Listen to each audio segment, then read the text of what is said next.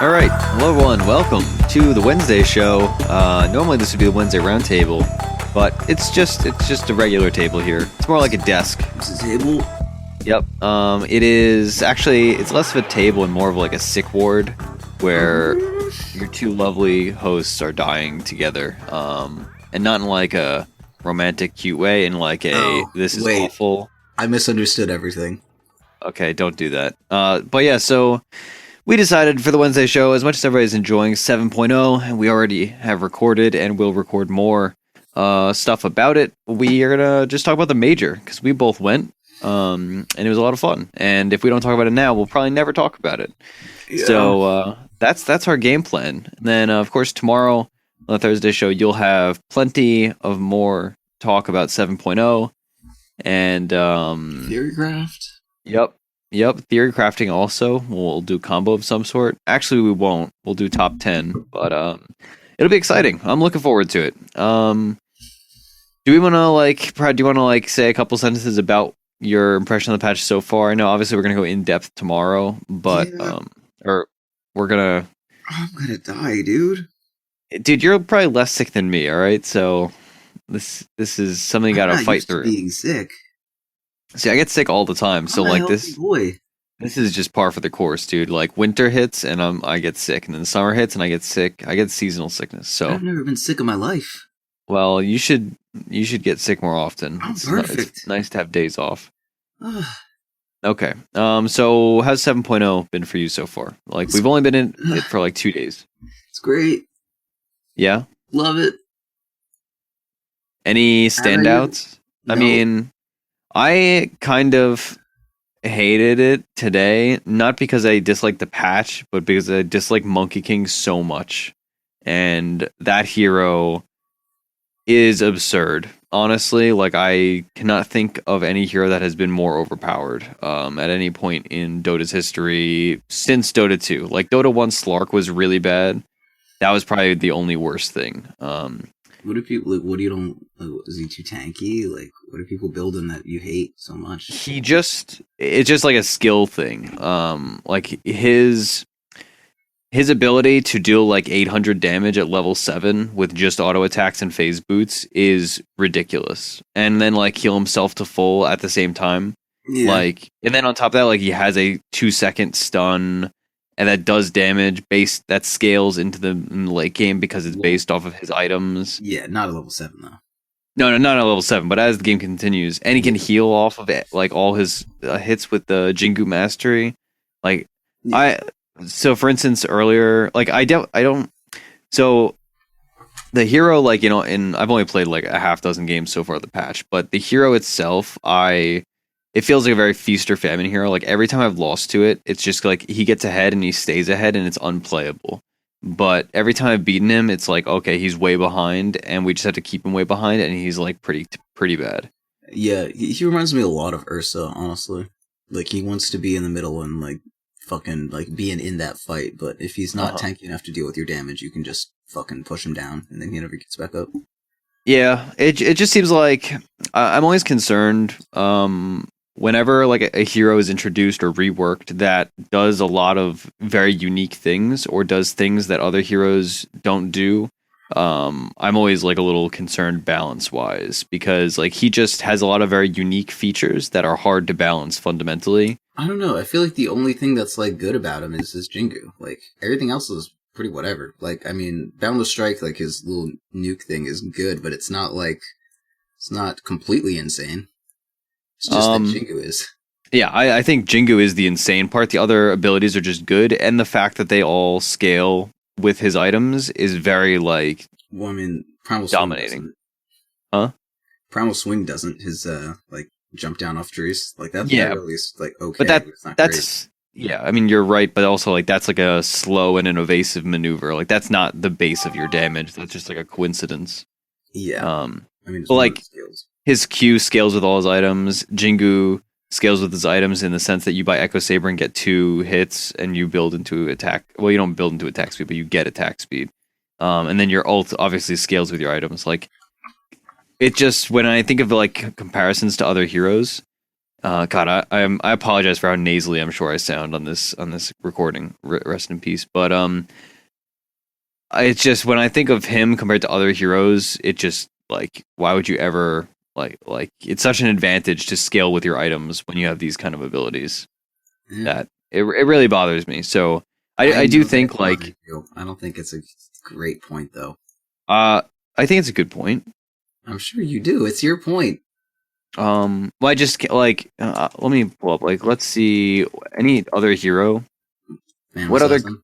what other character? What other character? Okay, so like Lycan, for instance. Anyone with a Not bash. Lycan. I mean, those Okay, all but bashes scale. don't scale with your items in the sense They that scale with like his attack Q speed. does. They do, yeah, but like they remain the same amount of damage, and they have internal Well, and his cooldowns. Q doesn't. No, they don't. And his Q doesn't scale with his attack speed. It only scales with his damage. I mean, they're like Yeah, it it's scales with his damage. You're right. yeah, but not his attack speed. Or I mean, and bash scales with attack speed, but not, I mean, it's not. I don't know. Like having things that scale with other things isn't inherently bad. It's just like When everything scales with one thing, that like two things scale with that. I mean, I just don't think like three I things. understand what you're coming from. I'm just saying that it's not like it's not really true. It's just it's not like objectively bad. It's just like in the only case that we have, it might be too strong. I mean, regardless of like how we say he's too strong or not, he's definitely too strong. Like Yeah. that is for sure. I'm just saying the mechanics behind him aren't stupid inherently. It's just they're too tuned up. Yeah, I guess I won't delve into this argument, because like if I was, I would have like had some good examples set up. But when you look at like other kits of other heroes, like they have generally of other carries at least, they have like one ability or two maybe that'll scale with like their items. Like a hero like Sniper, like his ult is just magic damage. Like it's just like okay, it does magic damage. And then it doesn't scale very well because of that, so it's good during a phase of the game. Whereas, like, what's his name's ult? Monkey King ult, it's like, okay, this is always going to be good because it scales directly with my progress. Unless you're obviously behind, which I guess you can make that argument.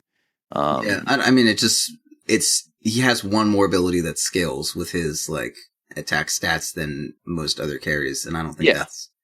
I mean, you only have four abilities, I don't right? think... Yeah, I just don't think that's a... It's not, like, objectively bad, it's just, in this case, it's too strong, like...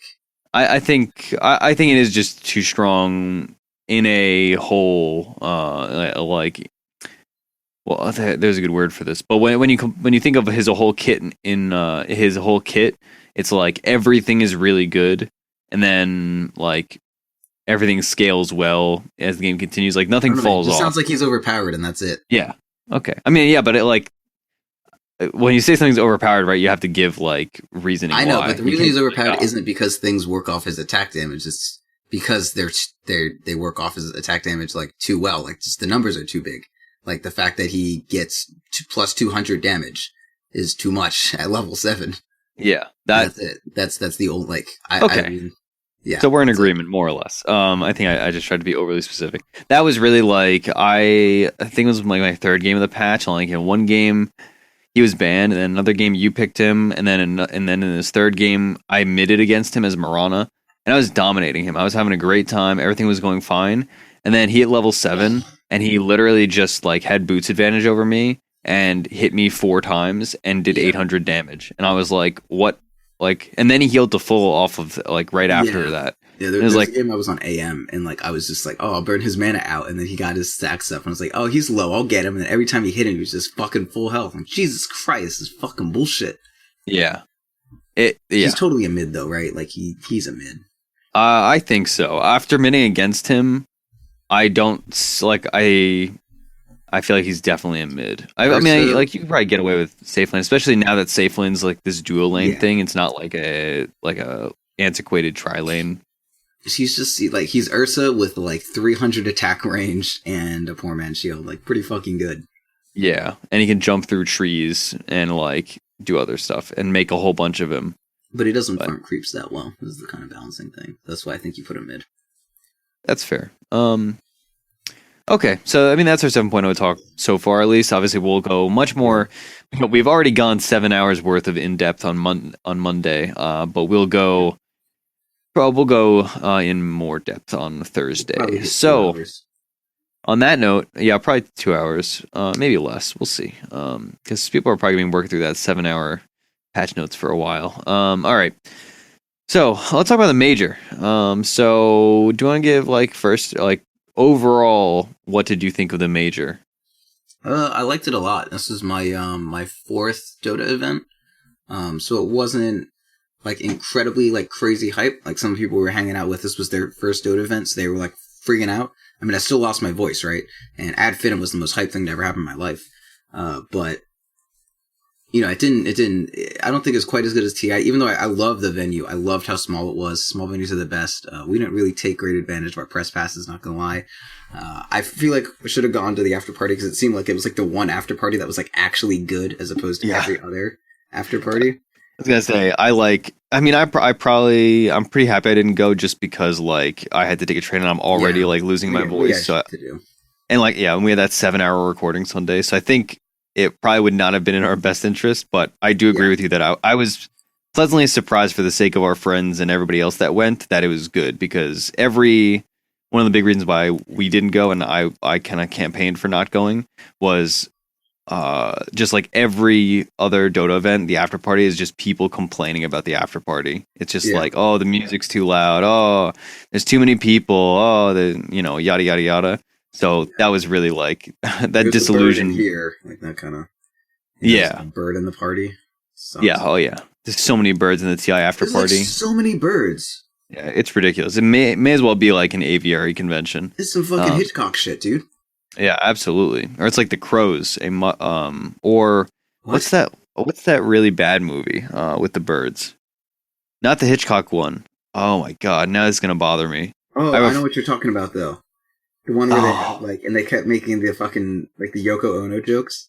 Yeah, and there's two of them. There's a sequel that came out like a year ago. Yeah, fuck. God, that movie's so bad, but it's so good. It's like The Room-esque in the sense that like it's terrible but enjoyable. Although I mean, it's purposefully bad, which is kind of like kills it a little bit. Yeah. Anyway, if you know what movie we're talking about, it's like a parody of Birds, and it's fantastic. Tweet at us or don't. Is it just called The Crows? I don't think so, dude. Yeah, maybe not.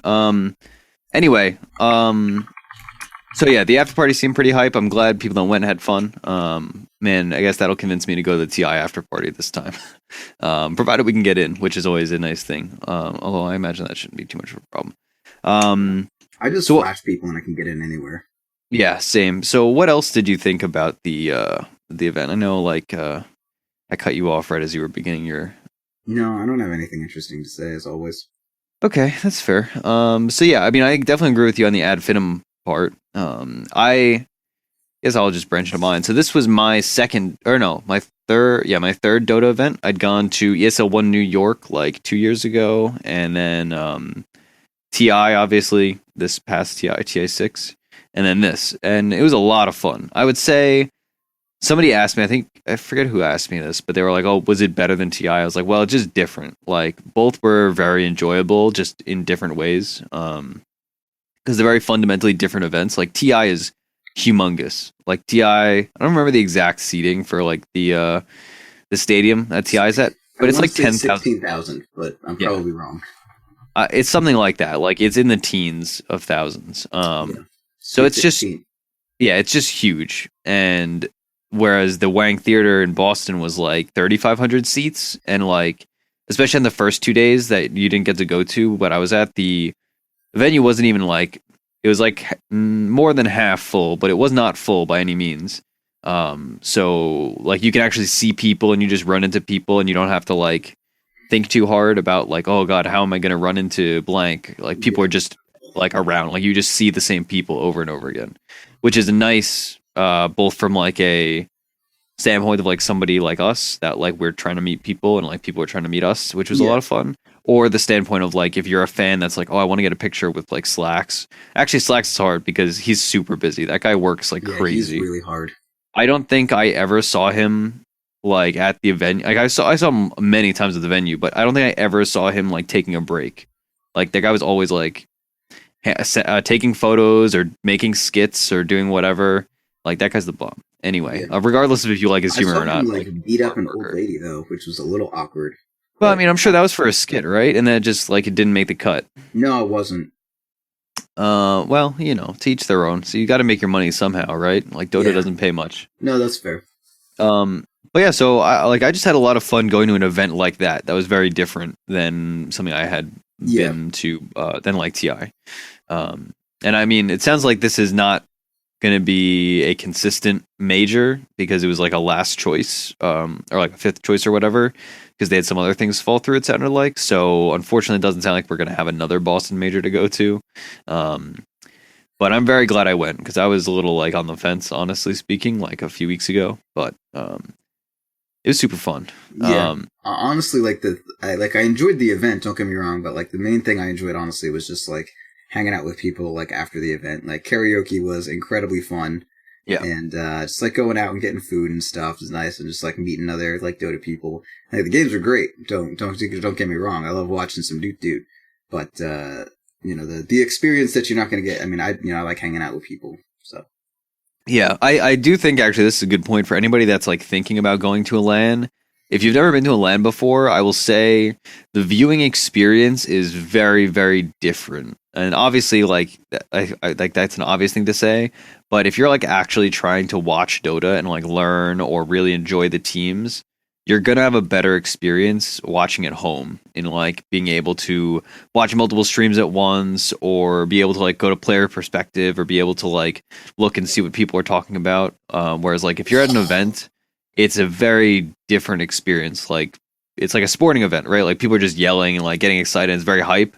But like if you're actually trying to watch the games, it's not nearly as like good. Yeah, I remember for TI6 when I was still trying to like learn from, I don't know, someone play some hero that I want to see. Like, I don't know, how are they playing fucking Sven or something like that right now?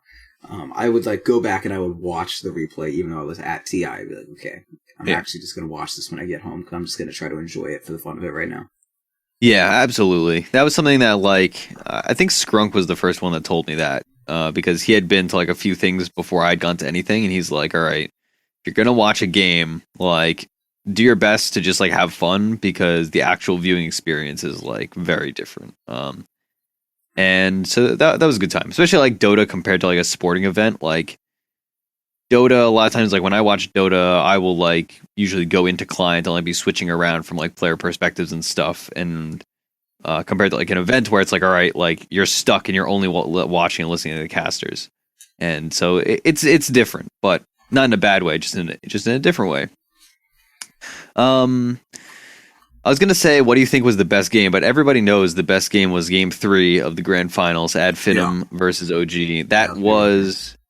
I've watched a good amount of Pro Dota. I don't know. I would never claim to be like a virtuoso. Like I don't watch every tournament or every team, but I've watched a good amount of games. And honestly, and it's not just because like it's recently in my mind, that was the best game of Dota I've ever watched, and it helped like being at LAN. But like the game itself, if you missed it, is like it was just insanity. Yeah. And I don't think I'll ever watch a game that's more exciting than Game 3 of that series, honestly. Like I cannot imagine.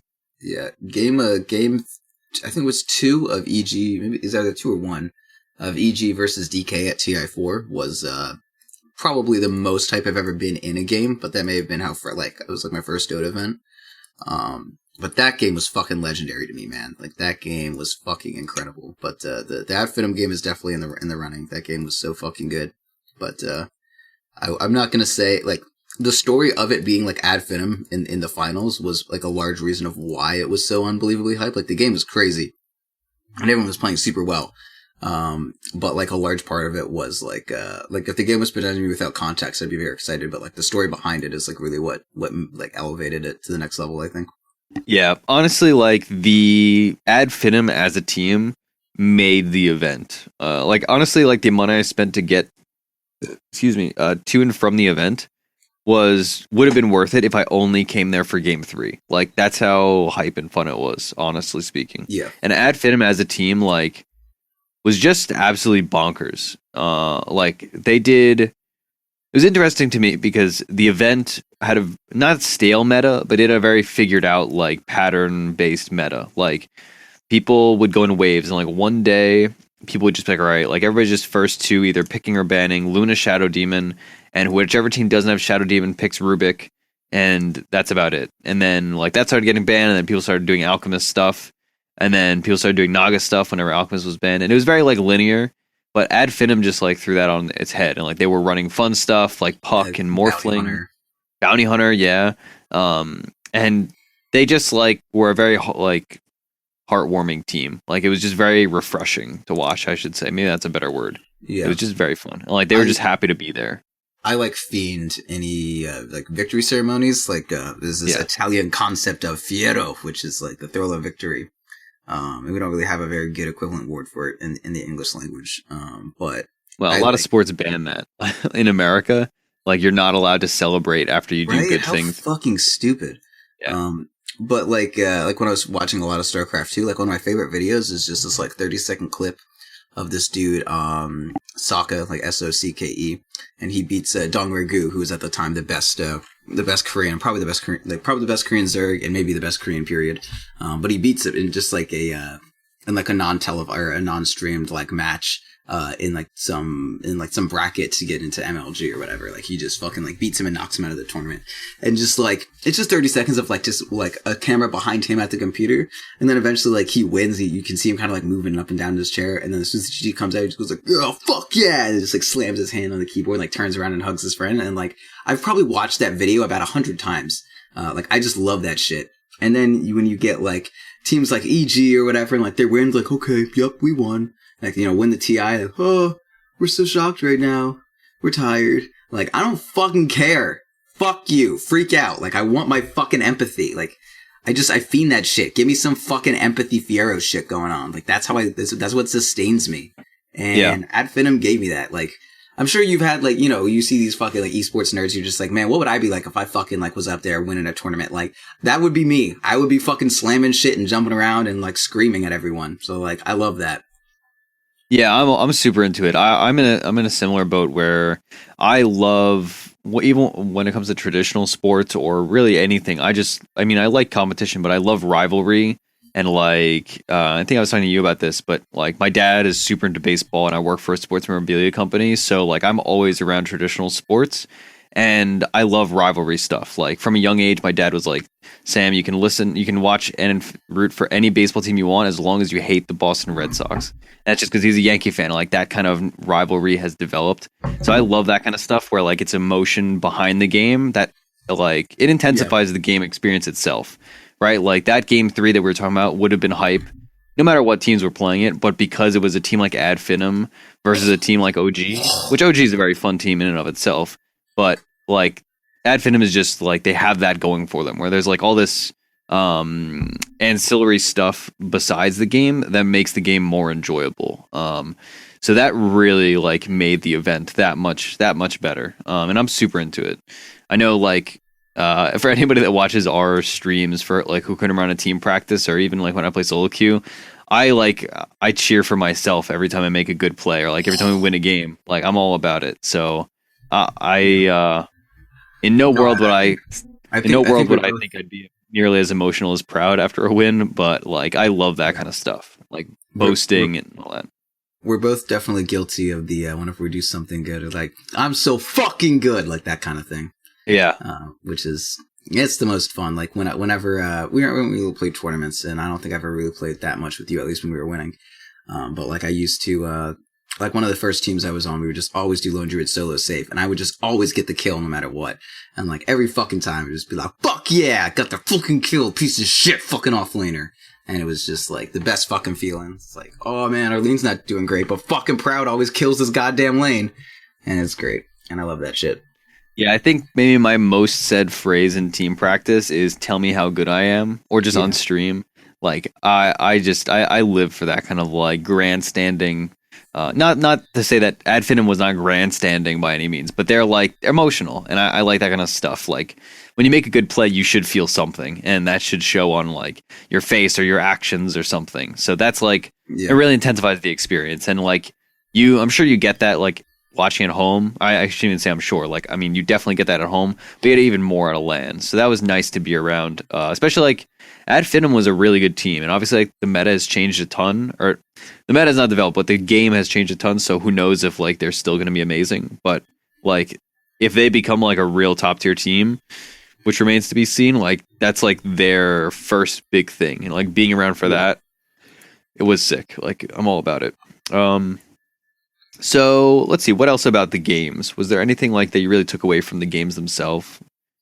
It's not super applicable. I know, no, me, Proud, and Scrunk, among other people that we were hanging out with. A lot of times it was just me, Proud, and Scrunk, and like watching from the stands, and like intuitively we were thinking like about the game. We were like, oh, you know, trying to learn things like into it, like, oh man, we should run this, or like, oh man, that was a sick play from Rubik, or like that's like whatever. But the whole time we were just making the joke that like this is all pointless because the game is going to change so much in like 3 days because of 7.0. And obviously that happened. And a lot of those things that we learned from like the event, like I'm glad I just didn't try too hard and just sat and enjoyed the games compared to thinking real hard and being like, oh man, what is he doing on his like Sven skill build? Like I need to learn from this. Like it was really just like pointless. So honestly, like I didn't like specifically learn anything from the games. I don't think. I mean, I'm sure like subconsciously I did like pick some things up, but I really did not like treat it like a learning experience, and I more of just like a fun experience. But did you grab anything from it? A lot of team movement. I really did. Like there was a lot of things that are in a Dota game that aren't particularly dependent upon your patch, like communication. Mechanics, obviously, it's not like you're going to learn mechanics from watching Dota. I mean, small things, like little tricks, but you're not going to learn how to last hit better and how to have faster reaction times. But I definitely learned a pretty good amount about, like map movement and the way teams do things together. Like, me and Scrunk were talking a lot about how, the offlaner rotated to the safe lane at, about between 6 and 8 minutes every fucking game, like literally every game.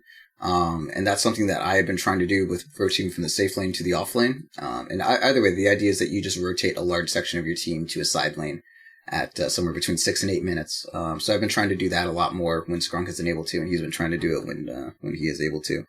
So like that was one thing we kind of picked up. But just general, like how absolutely on point you can get with your team when you're well coordinated was like the main thing that I think I took away from the major. Yeah, it makes sense. It's definitely enlightening watching like pro teams do things and seeing it across multiple different teams, right? Because certain teams are known for certain things, like certain teams like push really hard in certain phases of the game, or certain team comps are naturally going to be like, all right, we took the offlane tower so that our offlaner can roam around and do stuff or whatever. But when you see every single team, you know, with some exceptions, of course, but when you see the vast majority of teams doing specific like kind of rotations or timing rotations or team comps, that like gives a really insightful big picture about the game, whether it is like patch specific stuff like, oh hey, all the teams in 6.88 are picking Shadow Demon Luna, or if it's like you said, like rotationary stuff, I don't know if that's the right word, or like strategic elements to the game. So that's a lot of fun. I'm glad we watched that and we talked about it, because I don't know, that was another thing that that was big for us. Anything else for you? I'm trying to think. Like, I know we just watched these games like a few days ago, but I really like. I know some matchup stuff, but even that like has changed a lot with like the new patch. So I don't even think that like is that applicable to me. Yeah, not really. Cancels Mirana just made me want to play like a billion games of Mirana. It's actually really hard to be at a LAN event when when Dota is inaccessible. Like that was the hardest part of it. Honestly, was like, not the hardest part, I shouldn't say, that's a silly statement, but like it was really difficult to like be like, all right, I'm just watching Dota for like 10 hours, and then you go back to your hotel room or you go out to eat and you're like, man, I know I'm having fun with my friends and whatever, but like I really just want to play some pubs. But you just can't do that, right? Yeah. But yeah, let's see. So obviously we know who won, but what was your brackets initially? I didn't actually make my brackets like in the prediction thing, but which teams? Yeah, I didn't make them either. Like what were your? Obviously, everybody knows the surprise team. Like Adfinem is a surprise to everybody, themselves included. But was there any teams that like you were really disappointed with that like you thought were gonna do really well, or vice versa? I mean, I think everyone is kind of disappointed that VP didn't do better, but at the same time, I mean, they lost to EG, right? And like, yeah, you know, any team can take any team out. Like EG on a good day is EG on a good day. That's how it's gonna go sometimes. So I wouldn't really say I was really disappointed with anyone, to be truthful, outside of Fnatic for not making it right. Wings lost to EG, but so did VP. So like, I mean, EG obviously was good. Who did EG lose to? OG? Yeah, and then OG won. Yeah, OG. Like, I don't know. I was kind of disappointed that Complexity lost to Wings, especially after they beat EG twice. Yeah, that was going to be my answer. Yeah, I was stunned. I mean, like MP performed well. They beat eHome, and then they lost to LGD. So yeah, that's fine. Yeah, I agree. I feel like Oh, wait, no. Who did they lose? Did they lose to? No, they lost to Ad which Finum, team? right? Which team? MP? No, they lost to DC. Yeah, NP lost to DC. DC's good. That's fine. Newbie lost to Ad Finum and got kicked out. LGD got kicked out by LGDFY. LGDFY got kicked out by Ad Finum. Yeah, I like it. Honestly, like Ad Finum threw a lot of things off. Well, like prediction wise, for obvious reasons. What did you think about the format? I think that's actually a good question. I love single elimination, man. My biggest memory of like single elimination tournaments was the NASL tournament in StarCraft. And those like every match was important and it was pretty hype. I do feel a little weird that the group stage really didn't matter much. Like, I mean, it did. EG had to beat Wings and VP. Like, that's fucking hard. That's wild.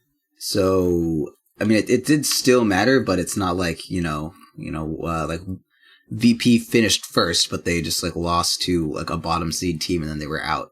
But I mean, it was a best of three. I don't know. For single elimination, like in StarCraft, the way they did it was they did best of fives for single elim, which I like more. Like if you're gonna make it single elim, at least add one more game to like figure it out. But Dota games are so long that just doesn't work.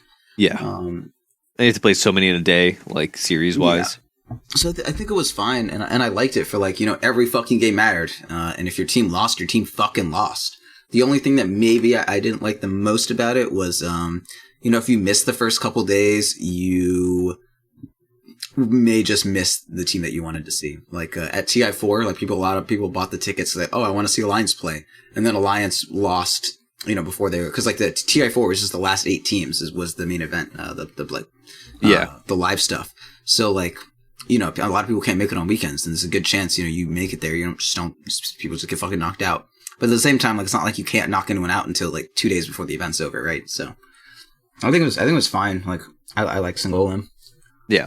Same. I'm of the opinion that I like people always balance like the value of being a really hype tournament format and being a really accurate tournament format, right? Because single elim, like you said earlier with EG, a team can just have a good day or a bad day, and it could be like, oh, or like they have one bad draft.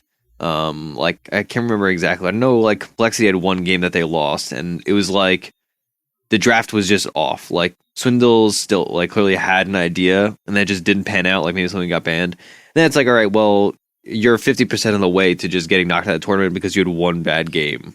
And that being said, like I like single elim, especially if I'm viewing a tournament live. But it is like it does feel a little like bad where it's like, oh boy, like they just lost to a team that they clearly shouldn't have lost to. Well, you know what? I don't even know about like, that. oh, like, I feel like we're underselling Wings a lot, or Warriors Gaming, because oh yeah, this is not like a perfect example. Yeah, Warriors Gaming was also the only team to take a game off of OG besides Ad Finum. So yeah, they're honestly super legit. Like they didn't get here through some fluke. Oh yeah, I mean, actually they did. Didn't some team not? They couldn't make it, so they got Warriors Gaming instead. No, that's how LGD got in. Okay. Because what was it? Execration. They didn't have visas. Yeah. Okay. That makes sense. And then but no, I didn't mean that to be like a specific example of complexity. No, I understand. But you're right. It is like there weren't really any teams here that like no one like crumbled. Yeah, like everything was competitive. Yeah, I mean, like MVP didn't play that well, but I mean they changed up their people like immediately. Complexity lost to Warriors, but they also had like a team change up. Like they don't have a safe lane player. That's just a fact. And that's going to make your team perform worse. So, I mean, no faults to them. I know Monkeys and Moo have played together a very long time. They were, on the same team with, Archon, at the Frankfurt Major last year. So they're definitely good friends with each other, and they're both very talented players.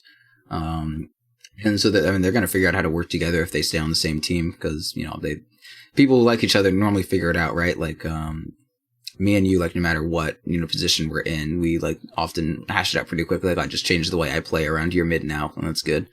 So I feel like Complex is just going to be fine. There are a lot of teams that, between visas and all that, things were non-ideal. Was it like IG Vitality just like didn't have their fucking roster? Like they were missing 2 out of 5. That's fucking unreal. So the only thing I would really say was wrong with the tournament was just that visas exist. And that's probably only going to get worse in terms of American tournaments, unfortunately. Yeah, it is like it's an unfortunate circumstance of just like an international business that is not hyper standardized or like hyper regular or standardized. It's getting there, but there's still probably a couple of years off. Yeah, it's getting better, that's for sure, but it is less than ideal. Let's see, anything else like game wise that we want to talk about, and then we could talk about like our other stuff that we did. I mean, I really don't. I was happy to see these teams that like I honestly don't know show up and like be impressive. Like I don't watch Chinese Dota. Like I shouldn't say it, like I rarely watch Chinese Dota, and I haven't seen Ad Finum in anything in a while. Like I know they used to be London Conspiracy, which I had watched some random games of them, or at least some of their members were on London Conspiracy. Yeah. So they were obviously like the real standout. Like nobody knew them, nobody expected them to do well, and then they just killed it. But I was pleasantly surprised with like LGDFY was a lot of fun to watch. Like you said, Warriors Gaming Unity, like they impressed me, and I guess that just because like I'm not in that scene, so I don't like consume that. Well, yeah, I mean Warriors Gaming was they were one of the best teams in the SEA qualifier for TI.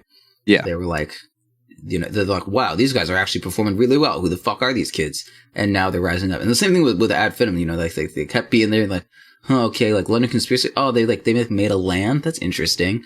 I guess, they had a good day. And then it just kept being better and better and fucking started from the bottom. Now they're here. So it's just cool to see kind of like this changing of the old guard, but also that the old guard is still kind of there. Like LGDFY is like forever young, as in they're old as shit. And that's like, they literally named their team about it. So it's cool to see like if you try, like you can still get there. And if you try, you can start from the bottom and get there. So like, I really like this tournament in terms of like seeing the future of Dota. Like, we still had from old Fnatic, like Fly and No Tail. Maybe they were just like the best fucking duo all along. EG, even though they don't mesh together the best as a team, like very individually skilled players can like make it there. And like a new captain like Crit, can captain well. Like VP was the like return of the fucking, the CIS scene to having a really strong team, which is great. And it is kind of like an evolution of their play style. Like Wings, it was the disruption of like the the fairly rigid Chinese meta. And then like Complex, and there were like a lot of good NA teams. I hesitate to call DC an NA team, but that was good. I'm like, why would you call them NA? Suns fan. Yeah, he's probably my favorite player on DC. Yeah, me too. He's quite the DC player, that's for sure. I like, man, they're just NA at heart. That's what matters. There's nothing NA about them. They live outside of Moon Meander, who I think they can have. But like they all live in NA right now. Like their team house is in NA, so I'm fine with calling them NA. But that's an argument that I think if we start will never end. Not necessarily between the two of us, but between like people on Twitter, because people argue about that incessantly. Yeah, there's no resolution. No pun intended. At the same time, though, like Secret was 3 out of 5 NA, and they were an EU team at some point. So it can go both ways. When it was like, what was it, like RTZ, Universe, Envy, and then like Puppy Pilot Dive, like that was an NA team, but they played in the EU qualifiers. Yeah, and they lived in EU, right? Actually, not the whole time. They practiced there.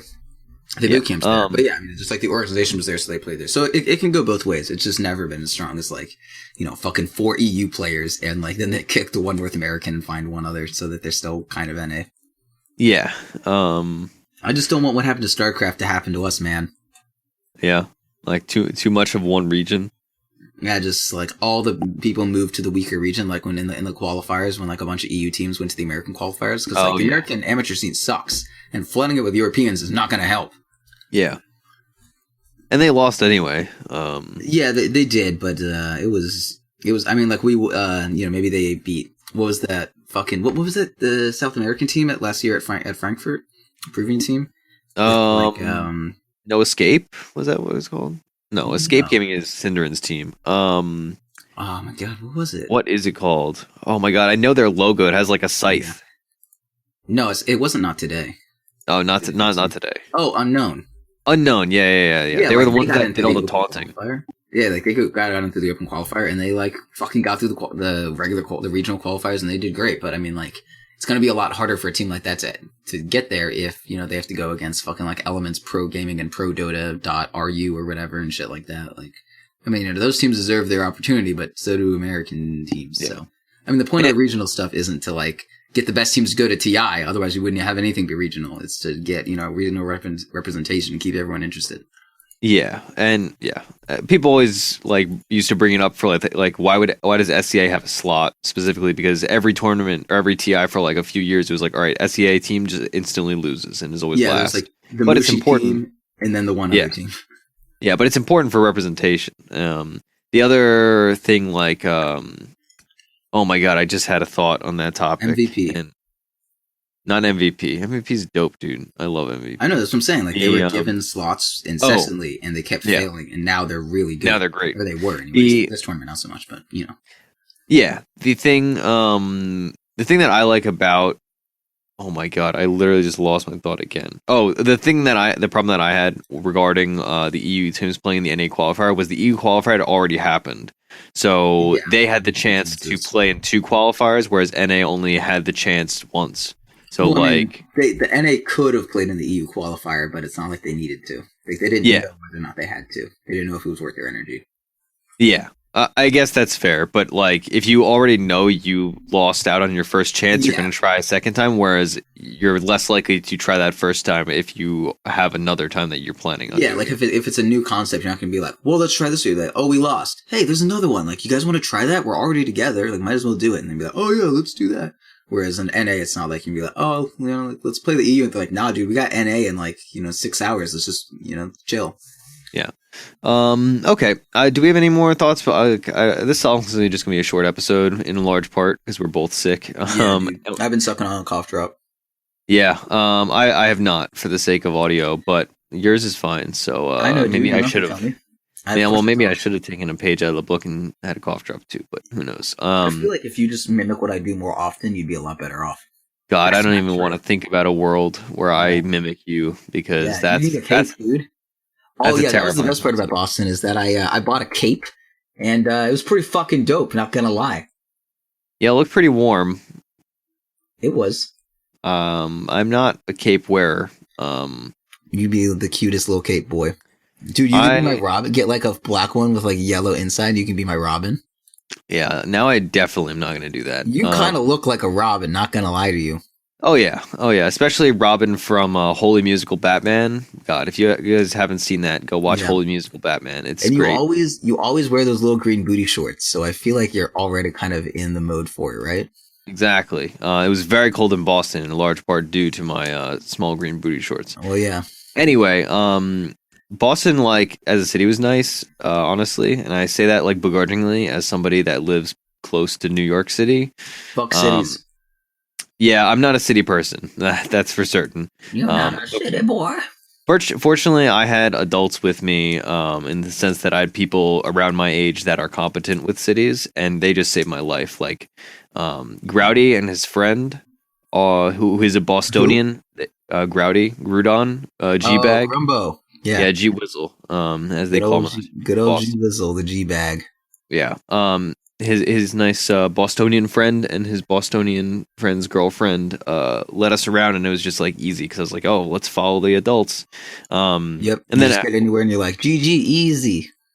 Yeah. The food was great. The city was confusing in the sense that like it's the planning. The Boston's not planned out like most cities. Not well laid out. Let's be fucking real with you here. Yeah. There's a lot of like weird angles that you would not expect to see in a city. Like blocks are not standardized, but it's not nearly as busy as like New York City, which was nice. Yeah. But so the city was nice. The people we met were dope. Honestly, like I thought I was like, oh man, I should just make a list of all the people I met. But honestly, it'd be a very long list. So I'm not gonna do that. But it was a lot of fun. Most people hung out with cool. I feel like who was it that we met? Mini Ninja sucked, and Rabbit was pretty shitty. But everyone else was pretty great. I did not avow anything Proud says. I thought everybody was lovely, especially Mini Ninja. I hated talking with Mini Ninja in between games. It was like, God, stop coming up with things that I want to talk about. You fucking interesting human. You make these comments without like your permanent tone is sarcastic. So I feel like when you actually are being sarcastic, it loses some of it. I've never been mean in my entire life. Yeah, I know, but you say a lot of mean things. That's why.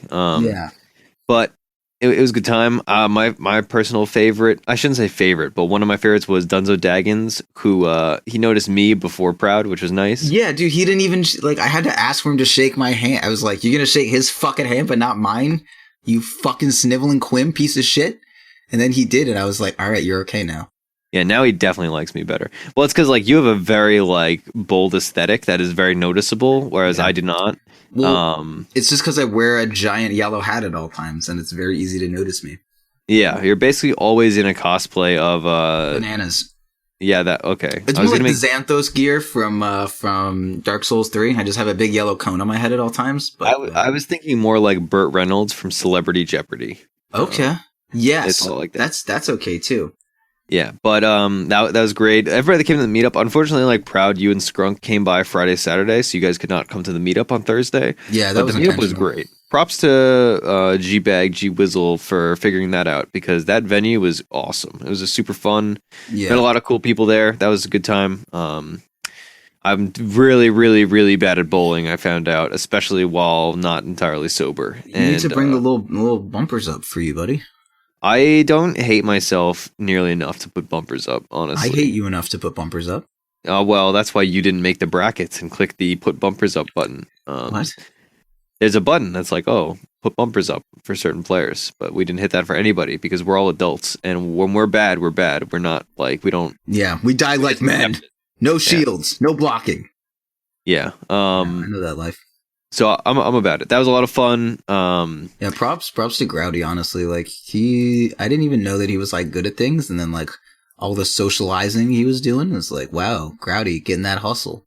Yeah, that's my boy. Yeah, God bless.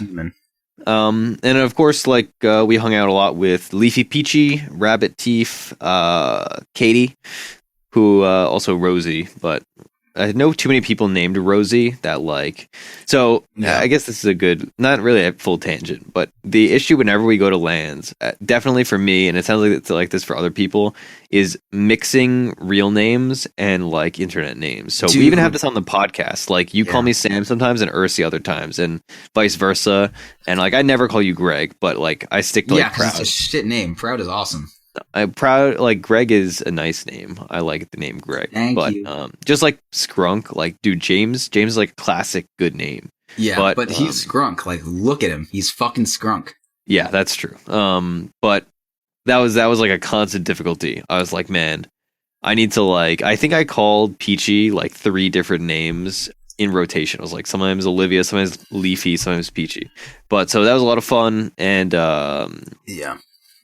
And dude, they got some nice places for food. A little anecdote at TI, fucking because like I'm like not a completely unknown human, at least upon like, you know, people who are like, oh, looking for more content or whatever. So I was like hanging out with like Annie Droid a little bit, like at an airport. Like she's on her tweet, like, oh, hang out at an airport if anyone's around. Like I ran into her, and then like Ice Element was there, and he's like, oh, what's up? I'm like Rob or something. And I was like, is that Ice Element? I don't know. And I was like, I'm Proud. And then he was like, that's not what we do. I was like, oh fuck. Greg, thought maybe you might help, but nope, that's not what you do. Yeah, I usually just say like, oh, I'm Sam or Ursinity, or vice versa. I was like, oh, I'm Ursinity or Ursi or just Sam, because it depends who you're talking to, right? Yeah, I felt very judged. Yeah, I've come to answer to a lot of different names as time progressed through like being my good friend Squid in a Sad Letter.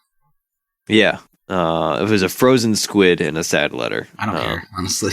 My God, I wish. So my name on Steam for a good while was Thomas Edison Was a Witch, and that's my favorite name I've ever had on Steam by far. That used to be my effigy. I just think that's hilarious, and I photoshopped something for it. Yeah. Or Joe Biden's anime harem. That was a good one too. Yeah, that'd be fun to say on a podcast. So, what did you think about that? Thomas Edison was a witch. Yeah, Tommy Boy. Anyway, man, we should have been a witchcraft podcast. We'd be like, oh, let's talk about Thomas Edison. Anyway, that would be funny. Like, oh, we're just talking about witchcraft, and then we just start going on about Thomas Edison, like the implicit thing that we're implying that Thomas Edison was a witch, but we didn't even have to say it because everyone just knows that already. Yeah. Oh man, I wish we were not saying this live because I would totally do that for this Thursday show. Anyway, and that's kind of it. Like, shout out to everybody we saw. And it was fun. It was a really fun event, and I hope to see everybody at TI or at whatever other juncture. Let's get some fresh faces. Okay. I think I'm done as far as this goes. I'll do the plugs unless you have like closing things. I have my own plug, you piece of shit. Okay. So I've been today just started just making like little 5 to 10 minute videos of just like what I like to do on new heroes. Like I just finished a Sven one up. I slept until 7 p.m. because I was doing shit and I'm sick. But just look for it on the YouTube channel. You know, if you want me to, because like there's no hero builds anymore, so that Tumblr is now fucking irrelevant. I assume they'll get them up soon, but I'm just making like, you know, if you don't know what the fuck to do, my idea is probably not the worst thing. It's like, I mean, I at least probably have better than 2K first impression. So, you know, if you're looking for something, let me know. I'll make like a quick little video. It's easy content to put out. It takes like 15 minutes and then like, you know, 20 minutes to upload. So, look for that coming out of the YouTube channel. PM me on Twitter or the Gmail or ask a question on Tuesday show, whatever. Doesn't matter. I can make up a little build for you, my good friends. Yeah, I will actually do the same thing. I can make videos much more easily than I could make those Steam builds. So I will also be doing that for 0 cents for mid heroes and stuff. Well, because I make videos already. I don't ever make Steam content. Literally, you fucking drag and then it's I know. Okay, all right, I get it. But I like video format. All right, I made quite a few videos in my day. So yeah, look out for those. I'm gonna be doing the same. I'm gonna be doing some research, and once I'm not sick too, because I don't want to have this like nasally voice over all our videos. So your voice is always nasally. Yeah, but it's much worse right now. Yeah, no, that's true. It definitely is especially repugnant at this moment. Yeah. Oh, of course. So on that note, let's talk about the YouTube channel. We have a YouTube channel, DotP TV1. We have all kinds of things up there. We have our podcast if you prefer to listen to it on a YouTube format. I know I do many times. If we also have like replay reviews there, we do those through our Patreon, patreon.com/defense of the patients. You can commission replay reviews from our hosts, and that is a productive way. I know a lot of people have enjoyed that historically, and I'm always happy to make them. They're a lot of fun. So do that. You can also commission podcasts and other things like that. So check that out. And we appreciate your support. You can also support us just through iTunes reviews. Those helps a lot, increases visibility of the show. And also always tell a friend. Friends are nice, and you should get them to like the things that you like. It makes life a lot easier, and it makes us have more viewers, which we like. Right. We also have a website, defenseofthepatient.com. On there, there's an Amazon banner.